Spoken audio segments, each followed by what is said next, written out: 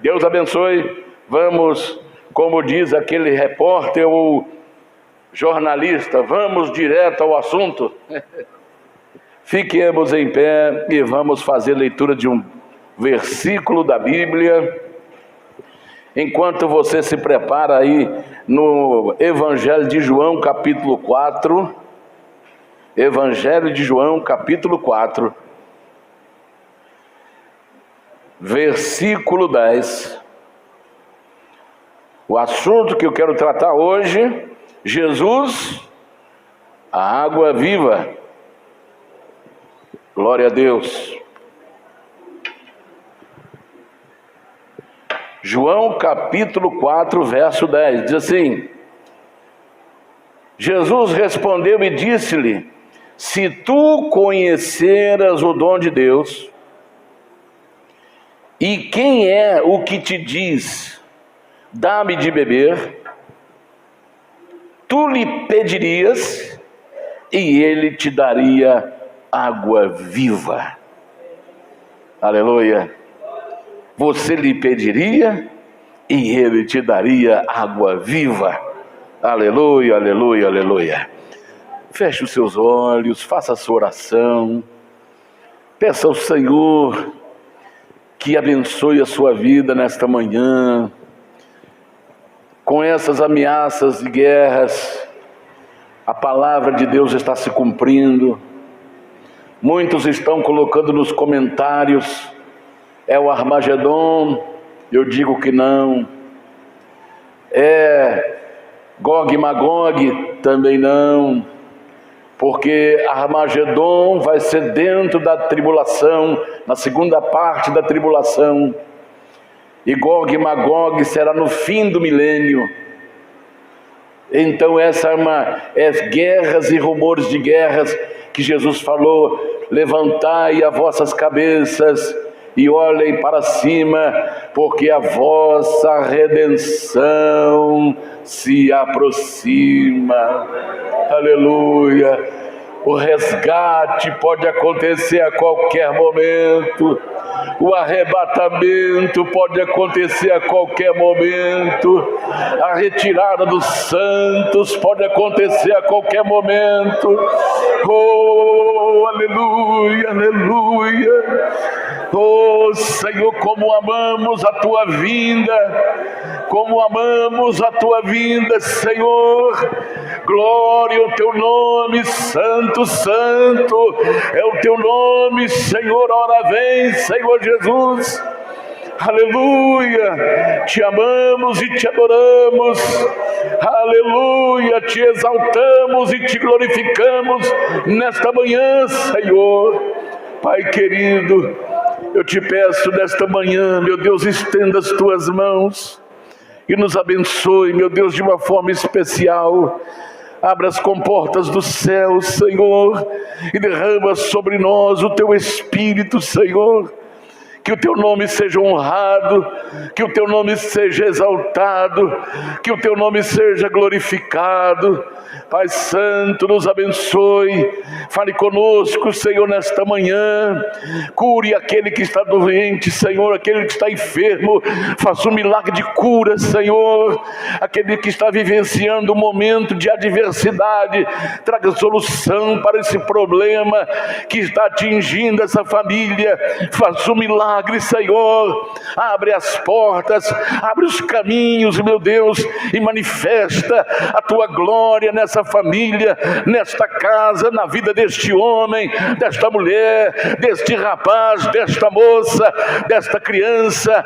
Meu Deus, abençoe os hospitais, abençoe os enfermeiros, abençoe os médicos, meu Deus, porque está aí a epidemia, Senhor, de dengue atingindo todas as pessoas de qualquer idade, e nós te pedimos a Tua proteção, a Tua graça, a Tua unção, abençoando os enfermeiros, abençoando os médicos, abençoando toda a equipe, Senhor, hospitalar. Coloca as Tuas mãos, proteja o Teu povo, proteja a Tua igreja, abençoe Israel, abençoe o Teu povo, Senhor escolhido.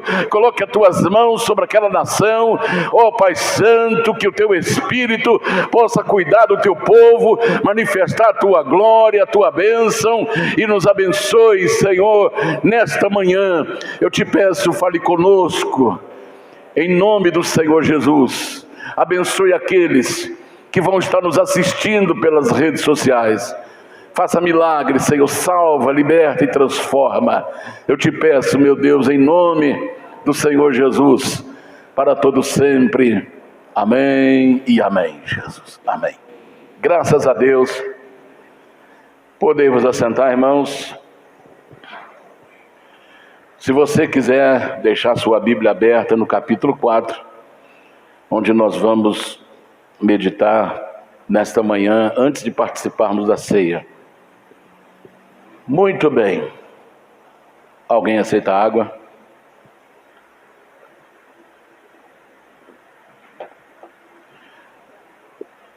Irmãos, esse texto que nós acabamos de ler mostra para nós, fala sobre a humanidade de Jesus, fala do dom de Deus. Jesus mostra, a palavra de Deus mostra que Deus está procurando as pessoas sinceras, porque uma pessoa sincera, ela pode fazer mais do que 1000 pessoas que às vezes não tem nenhum compromisso com Deus. Uma pessoa sincera. Isso tudo está aqui sendo mostrado nesse texto. E uma das coisas também que às vezes nos preocupa como cristãos, é que às vezes a gente ora.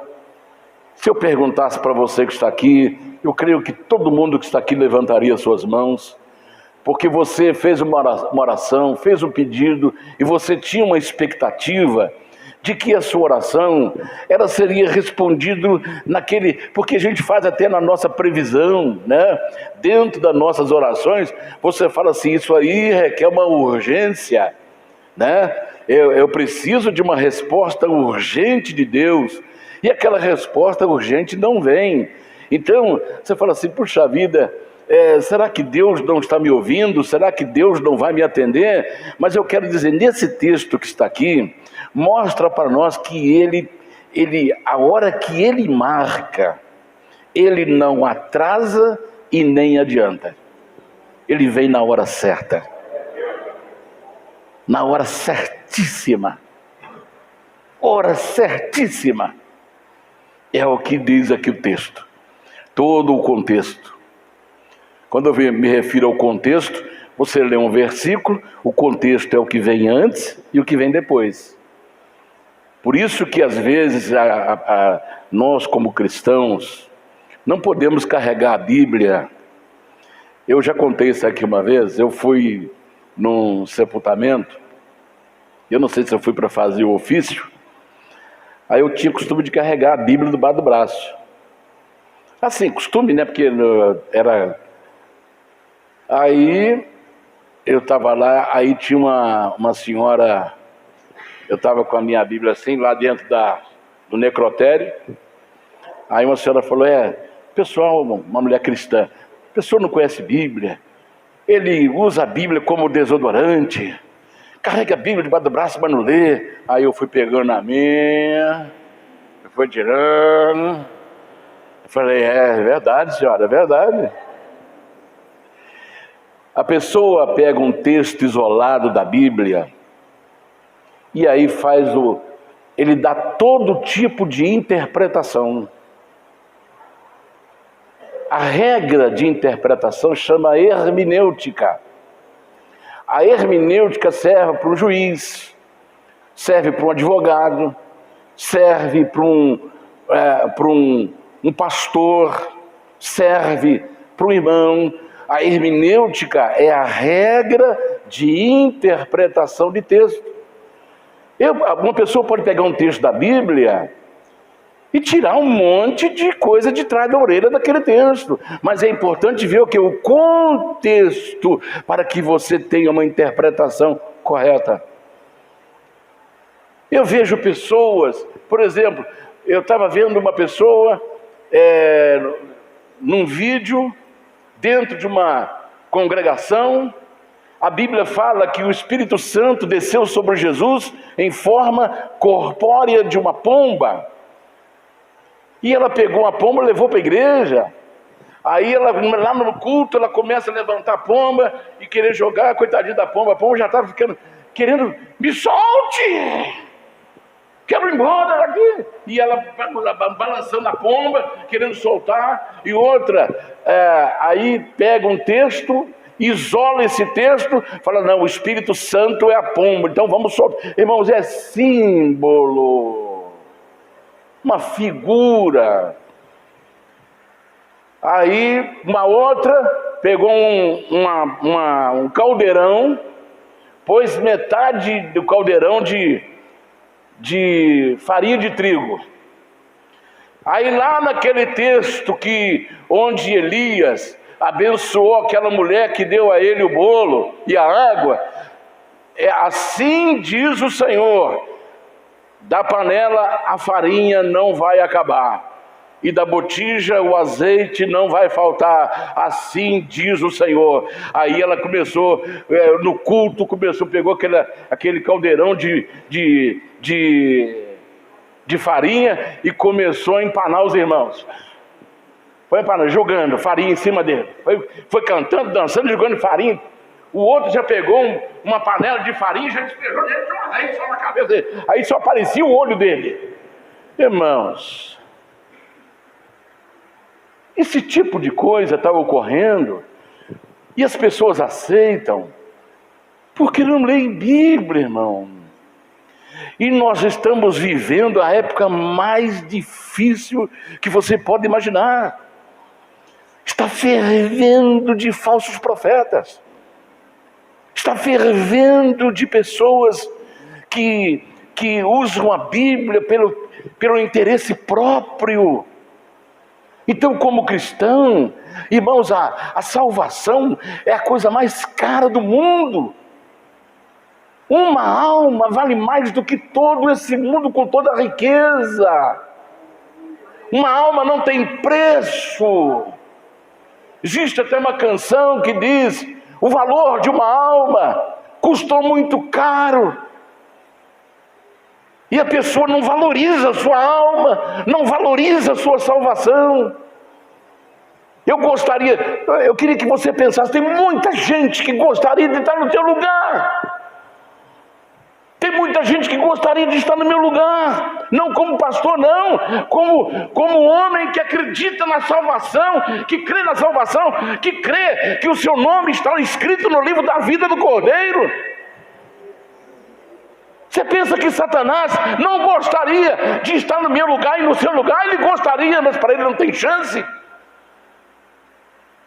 Não tem chance para ele, porque ele não era humano. Ele vivia numa dimensão que o pecado não tinha como dominar a sua vida. Eles caíram por escolha. Eles fizeram a sua escolha. Quem caiu foi apenas Lúcifer. Mas a sua influência arrastou a terça parte dos anjos. Caíram porque quiseram. Então, irmãos, nós precisamos entender que nós estamos vivendo no mundo. Leia Judas para você ver. É um capítulo só. Aquela cartinha pequenininha de Judas. Você vai ver que ele trata os falsos profetas como rocha submersa. Rocha submersa é um perigo para o navio quando está chegando no porto. É a hora mais perigosa do navio, é a hora que ele está chegando no porto, por causa das rochas submersas. E nós estamos chegando no porto seguro. Você acredita que está chegando a hora de nós atracarmos o nosso barquinho no porto seguro? Então, Quem é que conhece as rochas submersas? É o especialista. Quem é o especialista? O Espírito Santo, porque é Ele que dá discernimento, a capacidade de ver, de entender e discernir aquele Espírito. Manchas, ondas que ao bater na pedra jogam a sua espuma. Ali você está vendo que a água não está limpa, a água está suja, porque ao bater a rocha, ela está jogando a sua sujeira para fora, está mostrando que ela está contaminada. E ele fala, são manchas em nossas festas de fraternidade. Então ele vem falando uma série de características que tem o falso profeta. Então eu preciso cuidar da minha alma. Você precisa cuidar da sua alma e não ir acreditando em qualquer coisa que você vê. Porque eles se multiplicaram agora nos últimos tempos.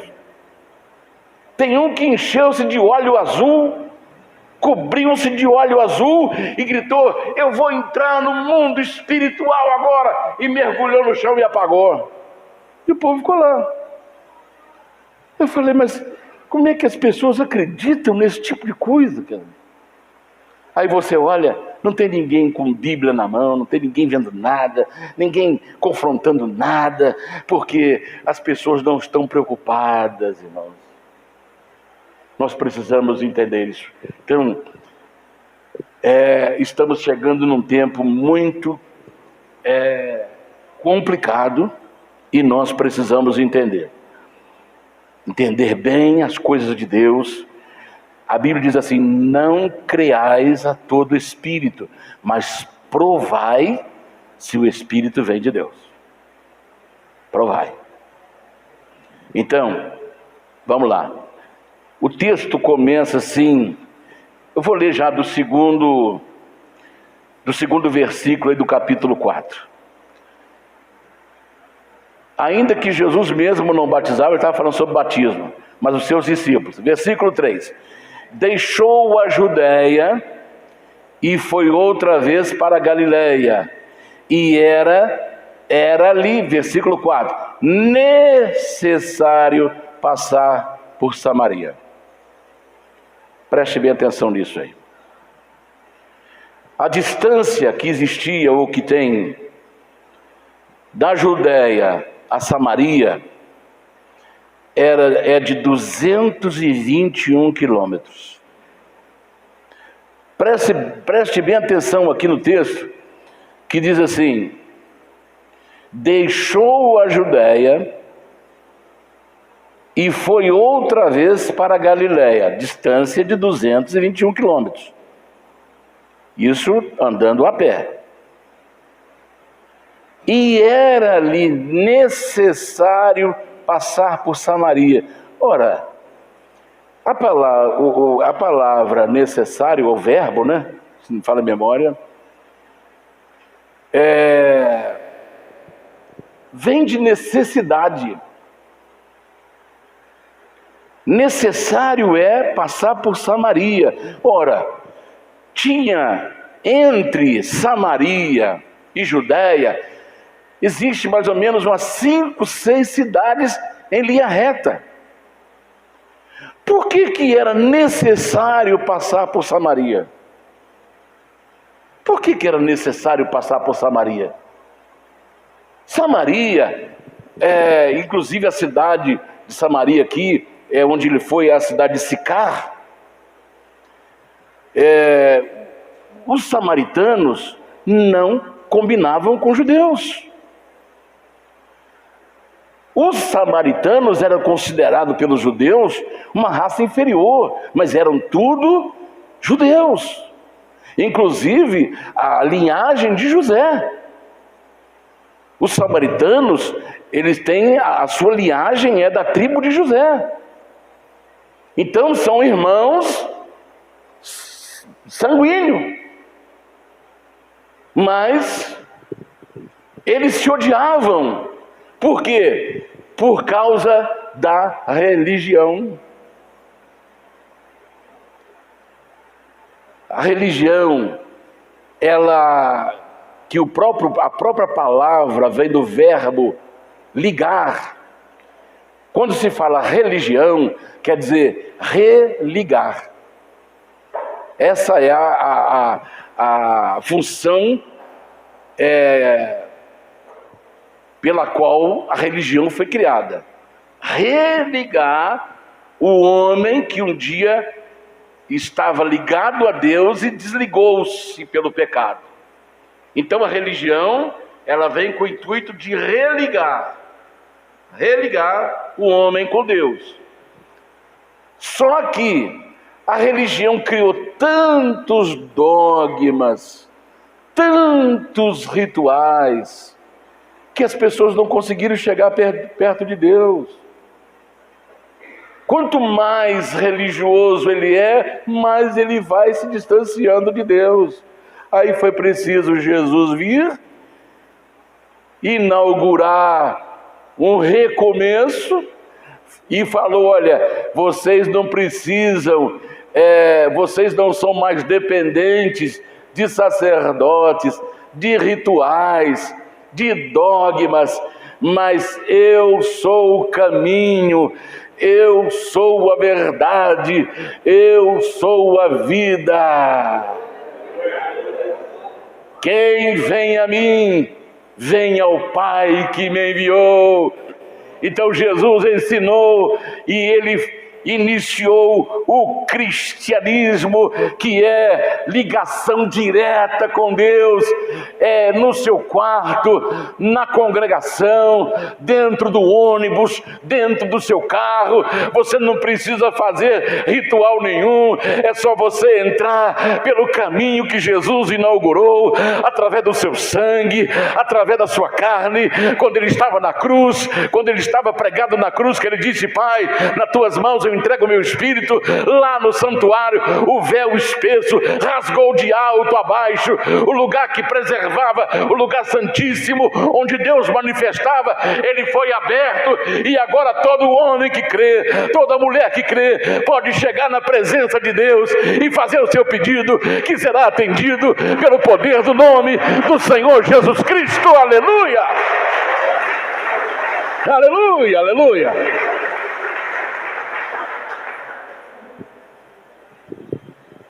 Então Jesus, ele disse: é necessário passar por Samaria. Necessário é passar por Samaria. E nesses 221 quilômetros, levaria 5 a 6 dias para chegar em Samaria. Vai prestando bem atenção. Sabe que hora que Jesus chegou em Samaria? Em Sicar? 12 horas. Quase sexta hora. Está aí no versículo 6, a última parte.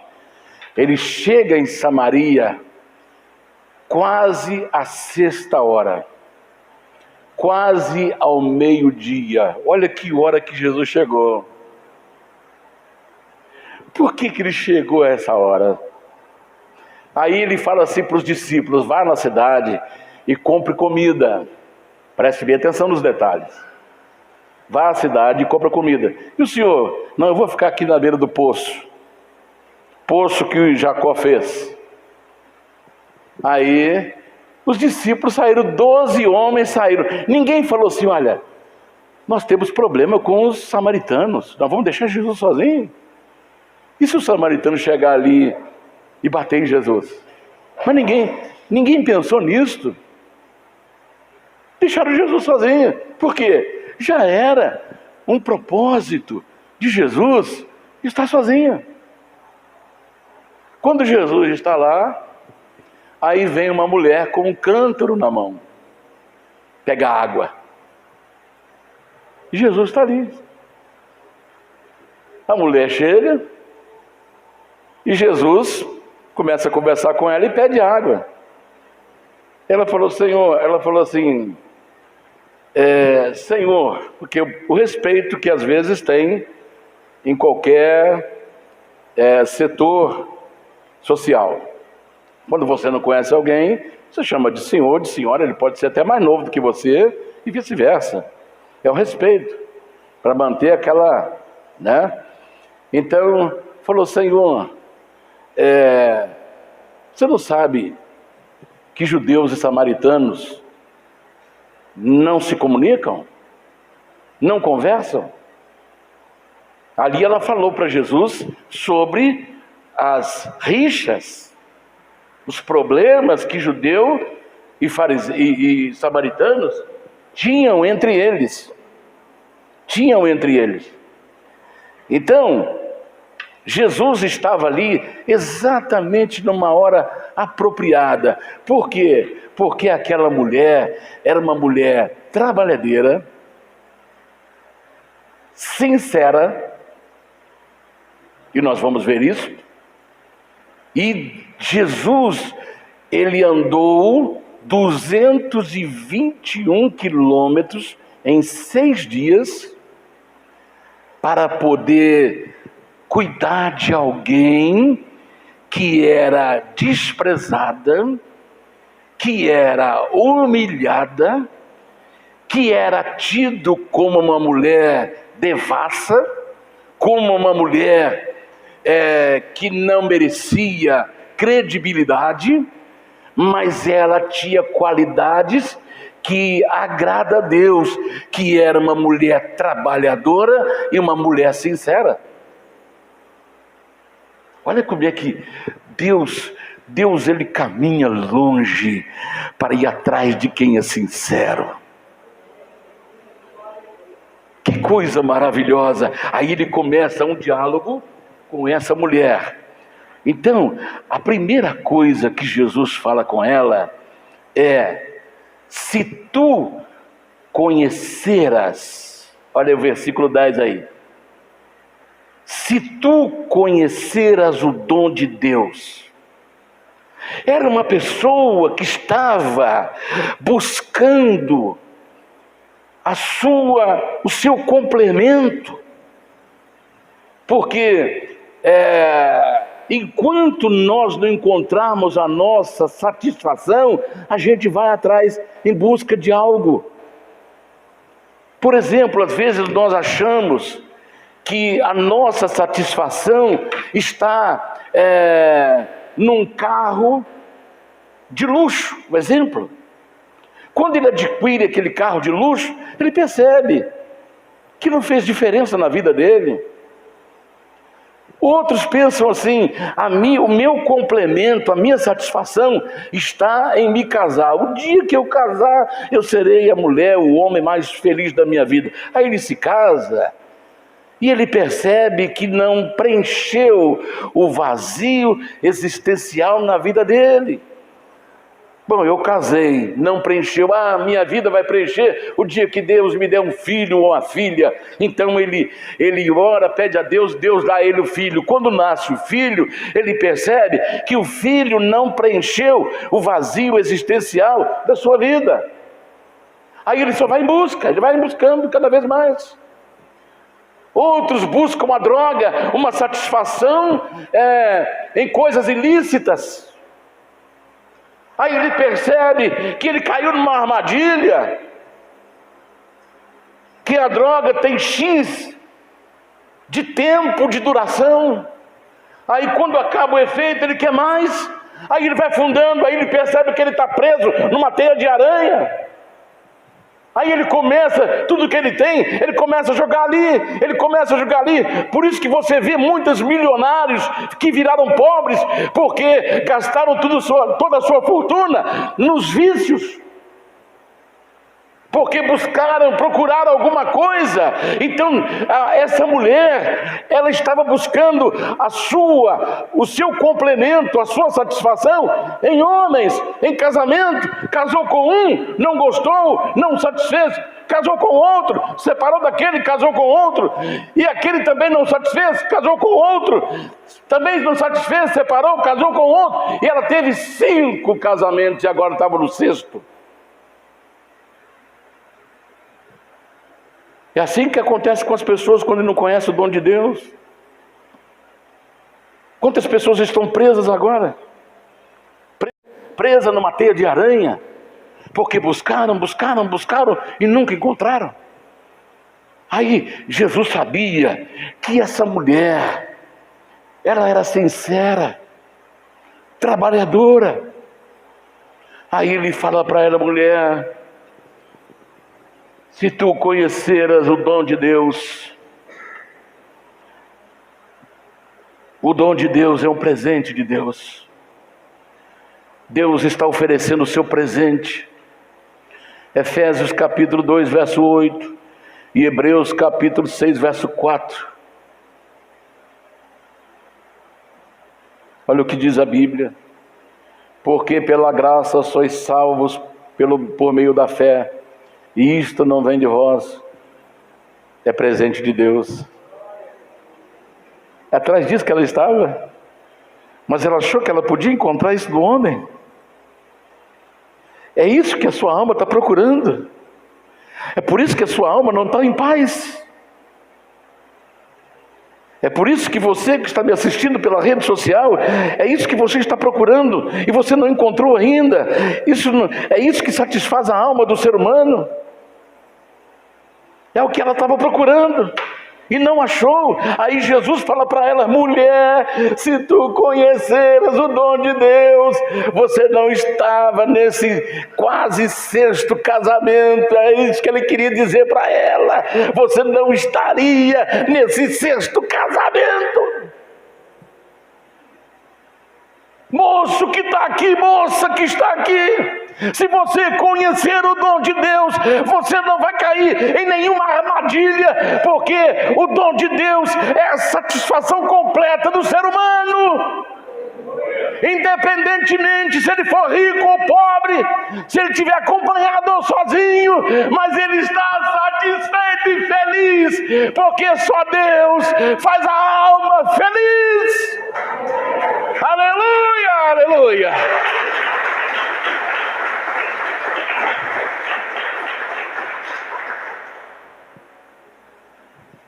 A bênção de Deus é um dom.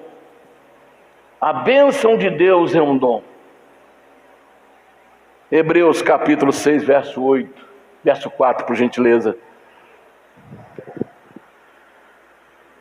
Porque é impossível que os que já uma vez foram iluminados e provaram o dom celestial e se tornaram participantes do Espírito Santo.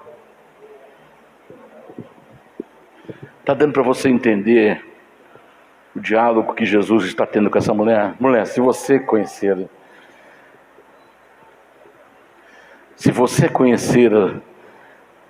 o dom de Deus, aí ele diz assim para ela, versículo 13, preste bem atenção nisso agora. Jesus respondeu e disse-lhe: qualquer que beber desta água. Qual água que ele está falando? A água potável do poço de Jacó. Qualquer que beber desta água tornará a ter sede. Tornará a ter sede. Vai procurando compreender o que Deus quer nos ensinar. A água que eu bebo, a água que você bebe, ela mantém, ela sustenta a sua vida. Ela sustenta a sua vida. Eu aprendi agora em 3 crises que eu dei no domingo, 3 domingos diferentes, 3 domingos seguidos, o médico falou que era falta d'água. Porque a gente não tem costume de ficar bebendo água. Você só vai no filtro quando tem sede. Quando você está com sede é porque já está desidratando. Aí, é só você querer saber, só fazer assim, olha, você levanta a sua pele e solta. Se ela ficar devagarzinho descendo, falou, opa, injeta água. Agora, se você esticou e ela voltou rapidinho, você está hidratado. Se alguém beber desta água, tornará a ter sede. Porque a água que nós bebemos, a água potável que nós bebemos dentro de casa, é para sustentar a nossa vida. Aí olha o que Jesus falou, verso 14. Mas aquele que beber da água que eu lhe der, nunca mais terá sede, porque a água que eu lhe der se fará nele uma fonte de água que solte para a vida eterna. Está dando para você entender?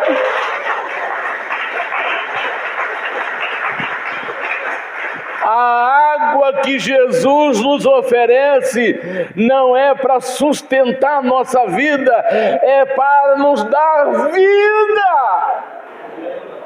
Olha a diferença. A água potável, ela mantém e sustenta a nossa vida. A água viva, ela dá e traz a vida que prolonga para a eternidade. Está dando para você entender? A água que eu lhe der, se fará nele uma fonte de águas vivas que salta para a vida eterna. Olha, eu quero dizer uma coisa para você que está aqui. Você fala, hoje eu estava até conversando com uma pessoa, não lembro, hoje não, essa semana, não lembro com quem. Hoje os pais estão pensando no que é menos pior para os seus filhos. O que é menos pior? O que é menos pior para os meus filhos? A maioria dos pais já estão assim. Porque os filhos, enquanto ele está debaixo da sua ordem, debaixo do seu comando, é você que determina o que é melhor para ele. Mas quando ele começa já a criar uma asinha, passar de pintinho para galo,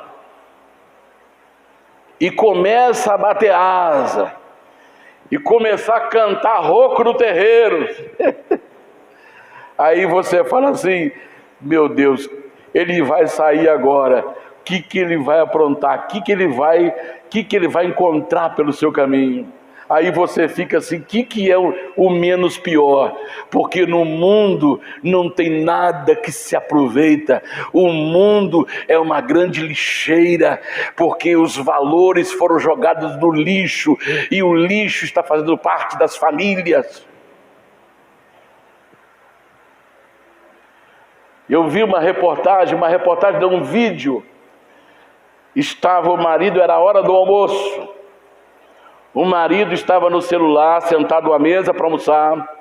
A menininha, filha dele, à mesa, olhando o celular. O filho, na mesa, olhando o celular.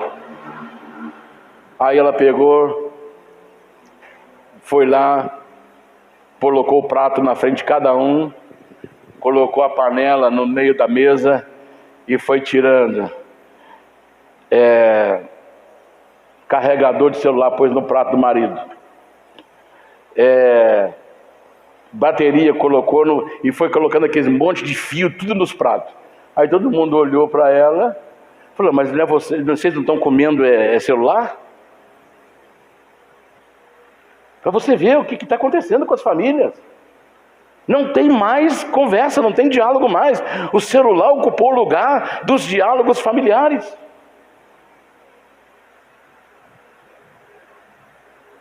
Então, irmãos, Cada um buscando. Quando Jesus falou, porque a água que eu lhe der, se fará nele uma fonte que jorre para a vida eterna, ele está falando dele mesmo, ele está falando do Pai, do Espírito Santo, e está falando do Pai. Vamos ver isso aí? Verso 14: mas aquele que beber da água que eu lhe der, nunca mais terá sede. A água que eu lhe der, se fará nele uma fonte de água a jorrar para a vida eterna. Está falando dele. Agora ele fala do Espírito Santo. João 7, 38 e 39. Vamos ver o que está escrito. Quem crê em mim, como diz as Escrituras, rios de águas vivas correrão do seu ventre. E isto disse ele do Espírito Santo, que haviam de receber os que nele crescem, porque o Espírito Santo ainda não fora dado, por ainda Jesus não ter sido glorificado. Então ele está falando, ele falou dele, falou do Espírito Santo. Agora vamos ver ele falar do Pai. Jeremias capítulo 2, verso 13. Olha o que está escrito aí. Jeremias 2,13. Porque o meu povo fez duas maldades. A mim me deixaram o manancial de águas vivas, e cavaram cisternas rotas que não retêm água. Cavaram as suas próprias cisternas, e cisternas rotas, furada, rachada, que a pessoa coloca água e quando chega lá para beber não tem água, porque a água já foi embora, vazou, porque abandonaram a fonte.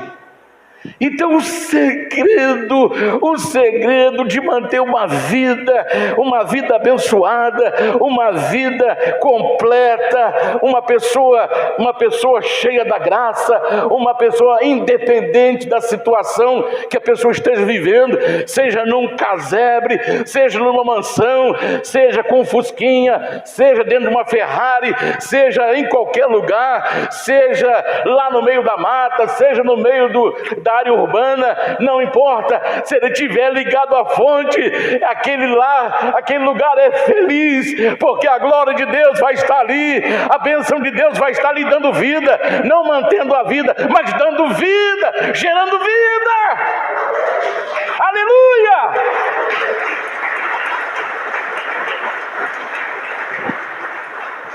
Jesus disse que nós devemos ter vida própria,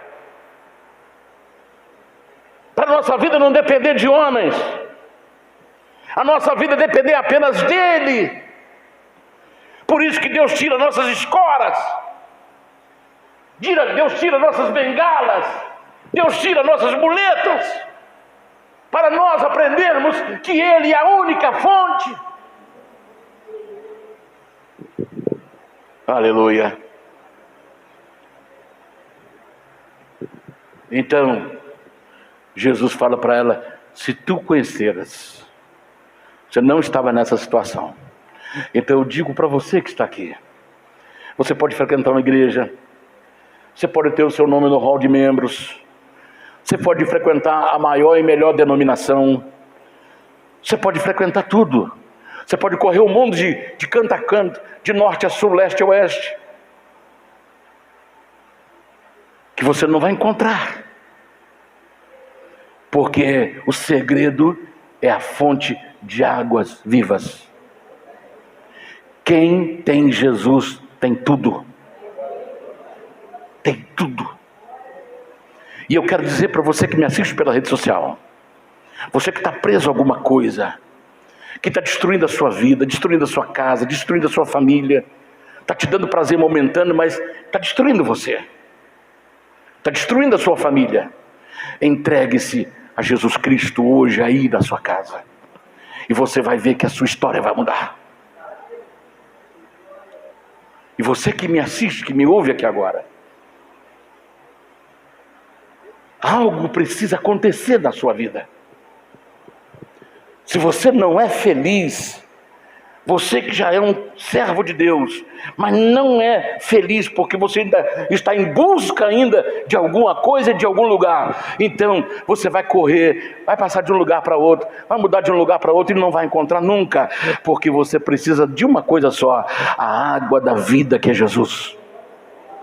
Porque se você beber da água que eu lhe der, disse Jesus, nunca mais terá sede. Aleluia.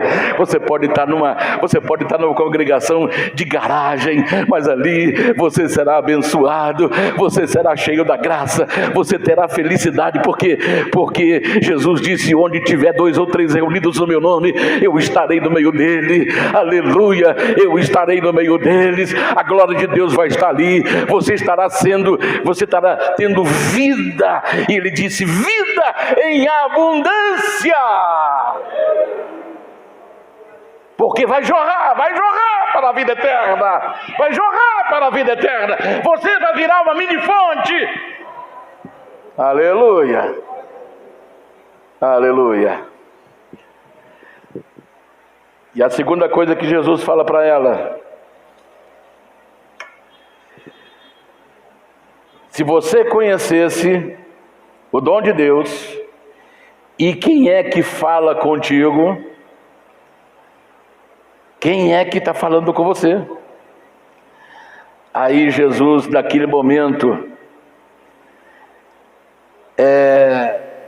tinha 2 motivos para ele estar ali. Motivo visível: primeiro, ele estava cansado. Versículo 6. Estava ali a fonte de Jacó.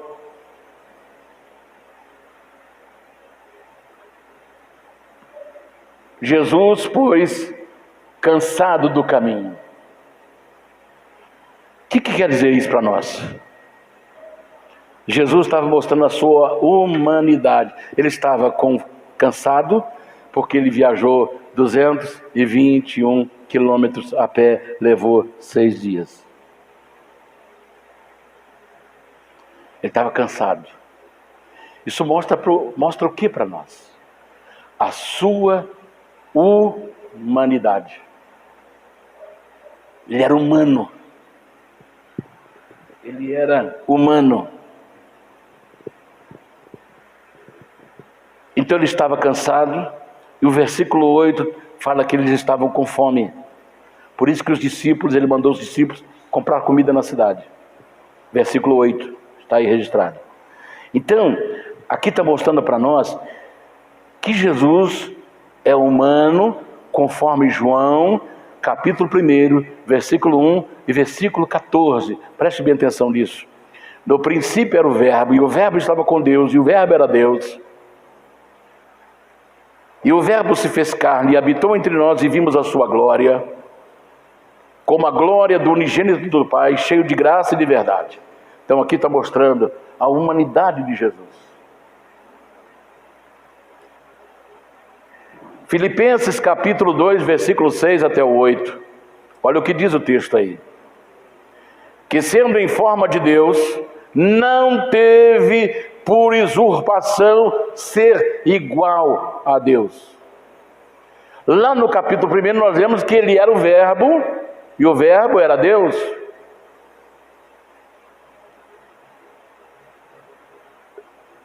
Ali a sequência do versículo, por gentileza. Mas fez a si mesmo de nenhuma reputação, tomando a forma de servo, fazendo semelhante aos homens.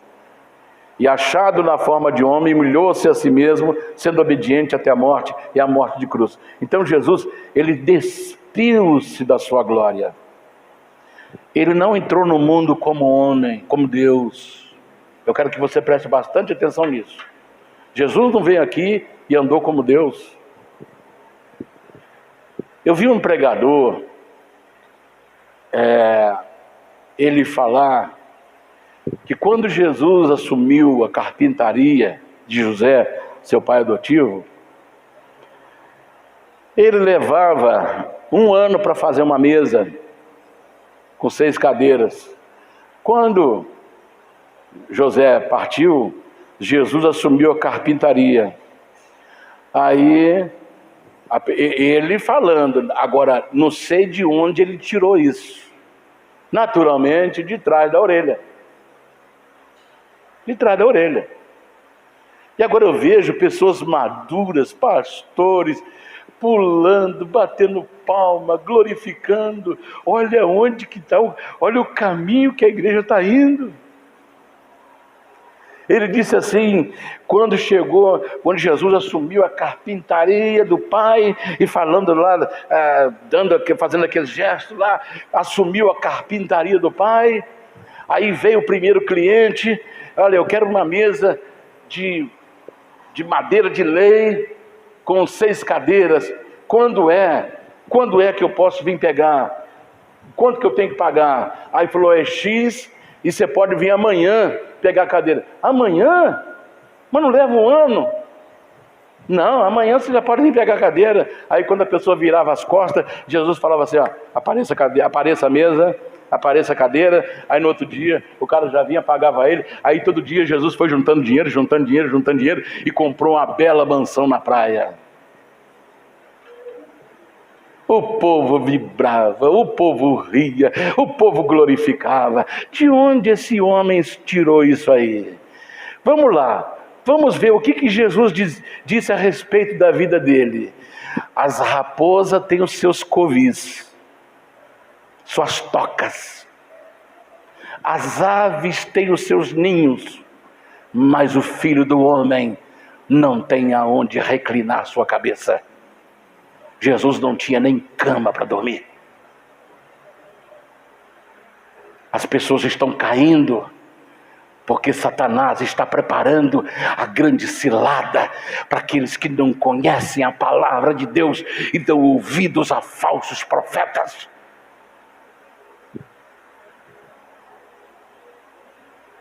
E pastores, teólogos, vibrando. Irmão, Jesus não veio como Deus. Vou te dar um exemplo. O que Deus fez? Quando criou o homem, Ele disse, eu te dou toda a autoridade sobre o mar, sobre os peixes, sobre as aves, sobre as criações, sobre os répteis, sobre as plantas. Eu te dou autoridade sobre tudo. A autoridade da terra está com o homem. E para Jesus ter autoridade nesse mundo, Ele teve que entrar aqui como homem, não como Deus. Se Ele entrasse como Deus, Ele estava retirando aquilo mesmo que Ele havia dado ao homem.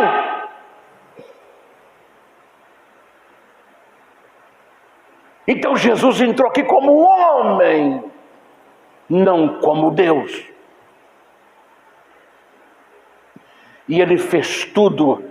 Se levasse 1 ano para entregar uma mesa, era 1 ano que iria levar a poder entregar a mesa. Esse sujeito, Ele tirou isso de trás da sua orelha.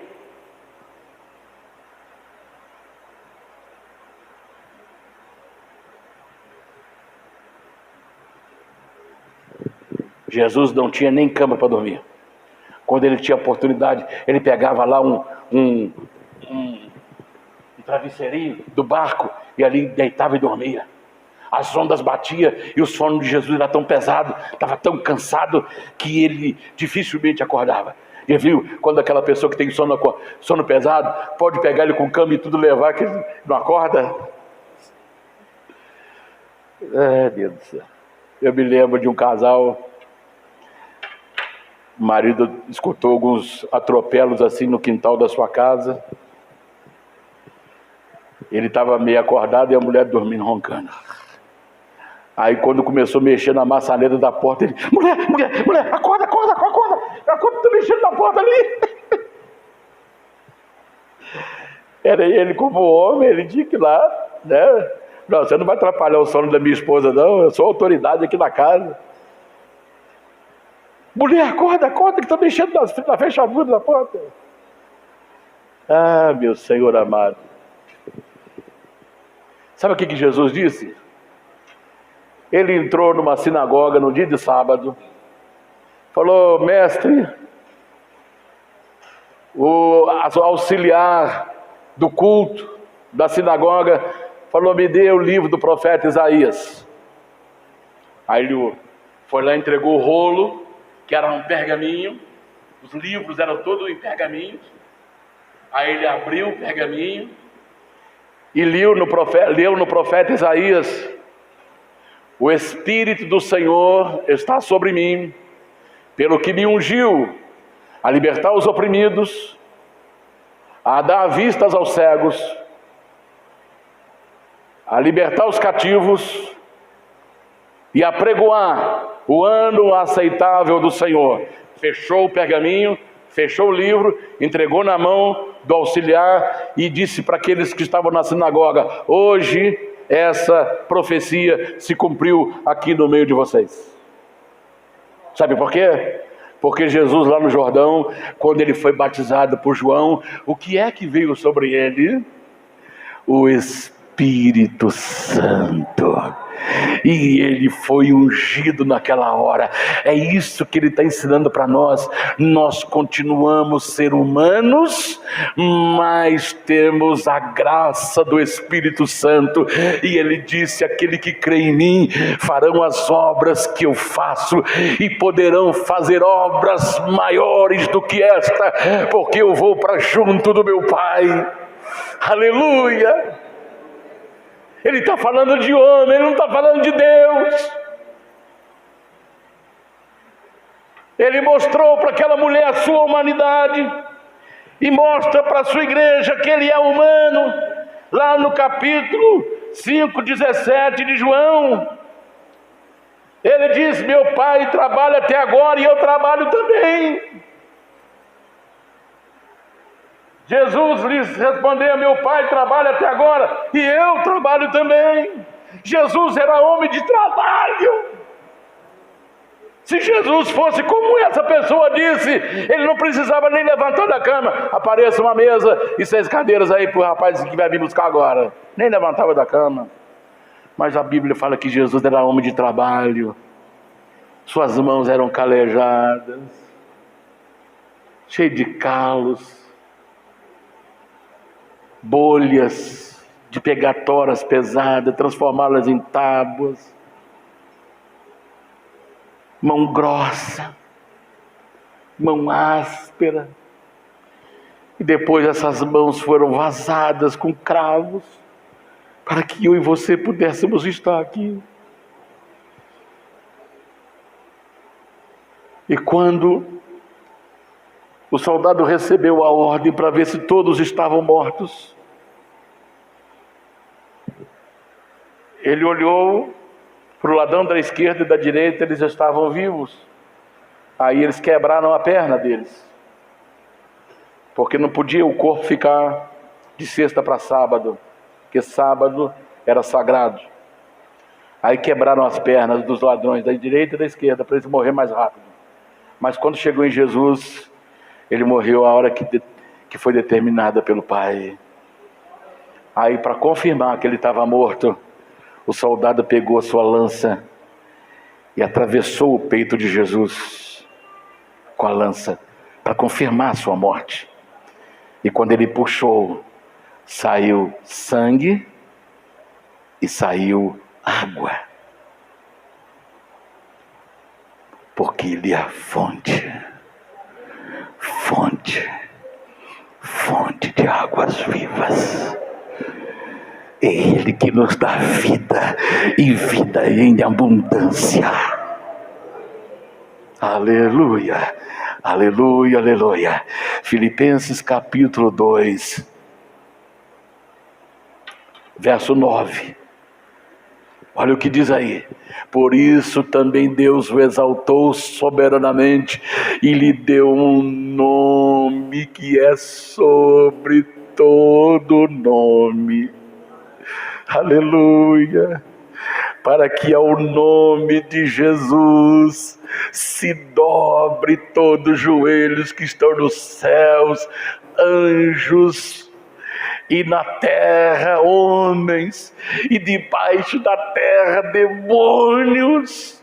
E toda língua no céu, toda língua na terra, toda língua debaixo da terra, confesse que Jesus Cristo é o Senhor, para a glória de Deus Pai, Rei dos Reis, Senhor dos Senhores, aleluia! Aleluia! Ele foi obediente até a morte, e morte de cruz. Por isso Deus colocou numa posição de Senhor dos Senhores, de Rei dos Reis. Aleluia, aleluia! Porque ele viveu como homem, não como Deus. Oh, Senhor. Já vou correr para os finalmente. A terceira coisa que Jesus falou para ela: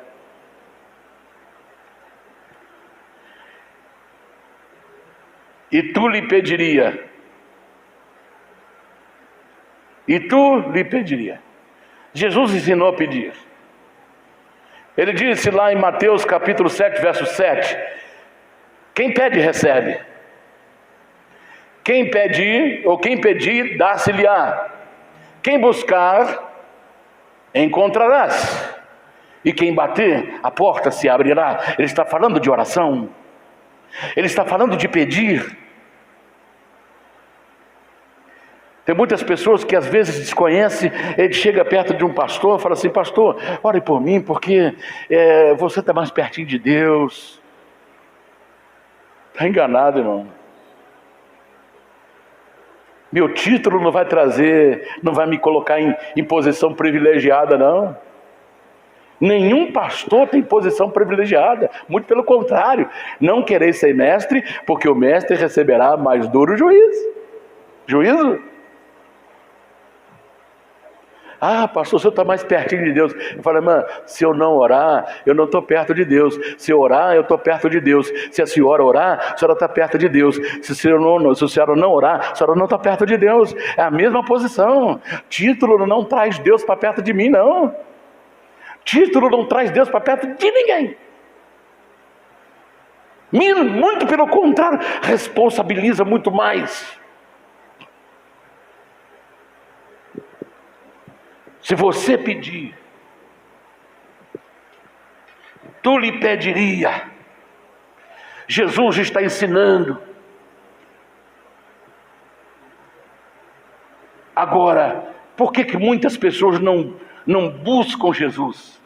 Porque eles não querem ser confrontados. Quando Jesus estava conversando com ela, ele disse: mulher, vai lá e chama o teu marido. É aqui que entra a sinceridade dela, porque o trabalho dela, trabalhadora, falou: Senhor, me dá dessa água, para que eu não preciso vir aqui todo dia buscar água.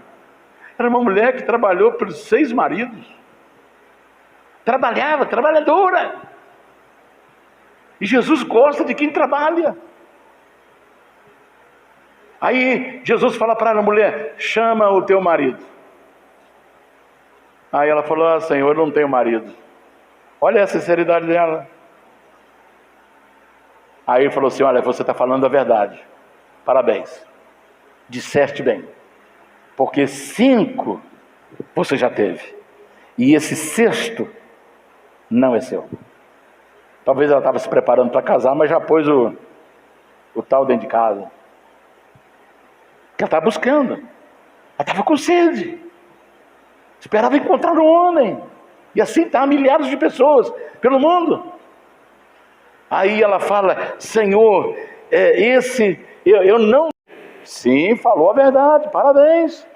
Você já teve 5 e esse 6º que está lá não é seu. Aí ela fala assim: tu és profeta? Nós sabemos que o Messias há de vir. Ele falou: eu é que falo contigo. Eu é que falo contigo. Jesus pôs o dedo onde ela estava errando, onde ela estava fazendo as suas buscas erradas. É isso que as pessoas não querem ouvir, não querem ser confrontadas. Jesus entrou num pavilhão que tinha um nome, Tanque de Betesda. E lá tinha vários doentes, multidão de enfermos. E tinha uma lenda que dizia que um certo tempo o anjo vinha e movia as águas do tanque, e quem pulasse primeiro era curado de qualquer enfermidade. Eu acredito que ninguém foi curado nunca ali, porque o vento dava na água, porque anjo não via, a pessoa não via o anjo. O anjo não chegava lá e falou: cheguei, gente, agora aguenta a mão, faz fila. Quem está aqui há 10 anos? Quem está aqui há 20 anos? Ele estava lá há 38 anos. Se fosse o anjo que vinha realmente, o anjo ia colocar a ordem na casa. Quem está mais tempo aqui? Levanta a sua mão. Eu estou aqui há 38 anos. Então vem para frente aqui, vem para frente, que eu vou mexer a água agora, para você voltar para sua casa. Aí Jesus entra lá e fala assim para um paralítico que está deitado ali: quer ser curado? Ele falou: Senhor, tem 38 anos que eu estou aqui, ninguém me põe no poço. Quando a água mexe lá, vai todo mundo e pula, e eu não consigo. Tem ninguém para me colocar lá dentro da água. Se fosse real isso aí, 38 anos ali, já era para ele ter saído da fila há muito tempo. Porque os que foram caindo eram curados. Falaram: agora eu vou te ajudar. Está dando para você entender? Que era uma lenda, não era real. Aí, você quer ser curado? Não tem ninguém que me ponha no poço. Então, pega a tua cama, levanta-te e vai para tua casa. As pernas dele começam a tremer, parece que uma onda de eletricidade começou a correr o seu corpo, e as pernas sangue começou a circular nas pernas, nos braços, começou tudo a movimentar, e ele sente força na perna, levanta, sente força no braço. 38 anos sem poder andar, sem poder movimentar. Ele, pela lógica natural, ele não poderia sair andando, porque 38 anos sem andar. Ele tinha que fazer um processo de fisioterapia. Mas ali, quando Jesus falou: levanta-te e anda, todo o processo de cura, de fisioterapia, estava incluído no pacote da cura. Porque Deus não faz nada pela metade, Deus faz a obra completa. Aleluia! Aí alguém pergunta: quem te curou? Falou: não sei. Aí mais tarde Jesus encontra com ele. Preste bem atenção nisso agora. Encontra com ele. E aí, como é que você está? Estou bem. Foi eu que curei você. Foi você, Jesus? Você é que é o Jesus? Que maravilha. Falou: quero te dar uma orientação. Vai, não peques mais, para que não te suceda coisa pior. Então o que você entende pela regra de interpretação? Que os 38 anos de paralisia foi provocada pelo pecado, pela vida pecaminosa. Então o pecado é uma desgraça na vida do ser humano. O pecado está levando milhões e milhões para o abismo sem fundo. A Bíblia diz que é o pecado que faz separação entre o homem e Deus. Vai e não peques mais, porque se você voltar a pecar, não será paralisia mais, mas será coisa pior. É isso que as pessoas não querem ouvir. É isso que as pessoas não querem ouvir. E por último, Ele te daria água viva. E eu quero dizer, Apocalipse capítulo 22, verso 17, está dizendo lá que a água é de graça. Água é de graça. E o Espírito e a esposa dizem: vem. E quem ouve, diga: vem. E quem tem sede, venha. E quem quiser, tome de graça da água da vida. Eu quero falar uma coisa para você aqui. Se você quiser participar de qualquer evento de avivamento, tem uma taxa para você pagar. Então, não mexa com isso, porque isso já não é de Deus mais. Cobrou R$10 para me participar daquele evento. Sai fora, porque Deus não está nesse negócio. Aqui está dizendo que é de graça. Se a pessoa não vai fazer de graça, então não faça. Não faça. Não faça. Eu vi um grande pregador dizendo assim: se alguém chegar e cobrar para cantar, não dê microfone para ele. Se alguém chegar a cobrar para pregar, não deixe. Não traga na sua congregação pessoas que cobram para cantar e pessoas que cobram para pregar. Aí vai acontecer um evento em Belo Horizonte de 2 dias. Está lá, local, 3.500 pessoas, arquibancada VIP, cadeira VIP, R$500 mais taxa. E vem baixando para a pessoa escolher. Se ele pagar metade, ele participa só de um dia. Se ele pagar metade da metade, ele participa só de meio-dia. Irmãos, essa gente não está lendo Bíblia não, irmãos. Aqui nós tomamos uma decisão. Se eu vou fazer alguma coisa, é de graça. Se eu der alguma coisa para comer, é de graça. Vem e come à vontade. Nós fizemos um evento aqui das mulheres. Eu comprei mais de 30 quilos de carne de porco. Fizemos uma canjiquinha. E fez canjiquinha, tinha umas 100 pessoas.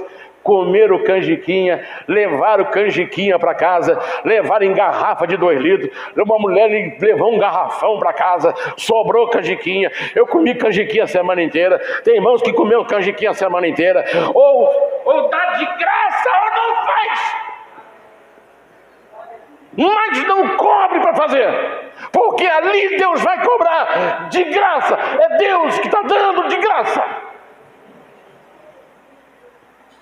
Não caia na garra desses picaretas.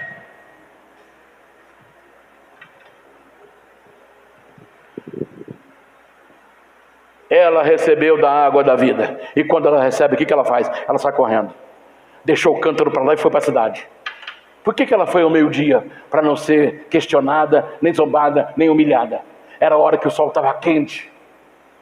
Para não encontrar com ninguém no caminho. Porque eles sabiam da vida que ela tinha. Sua vida dupla, tripla, quadrúplica, quintúplica, sextúplica. Para não ser humilhada, ela vai ao meio-dia com o sol quente.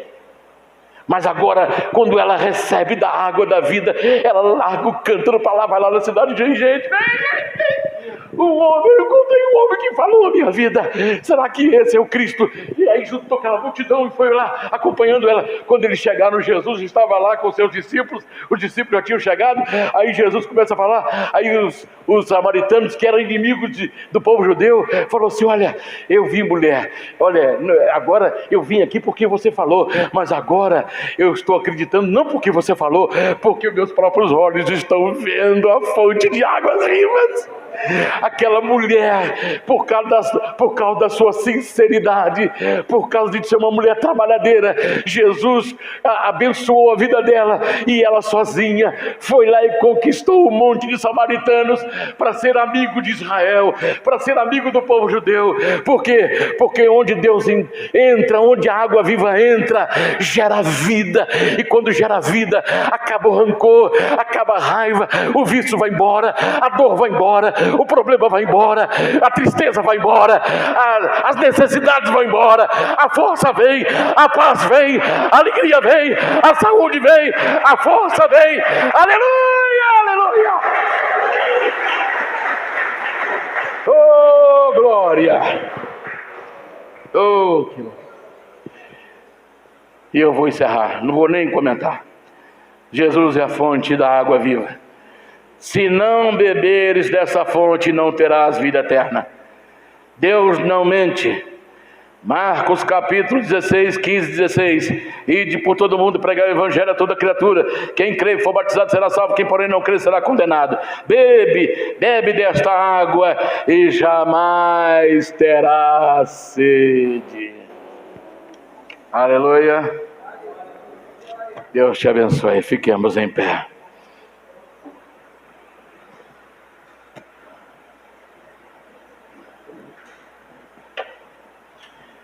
Obrigado, Senhor.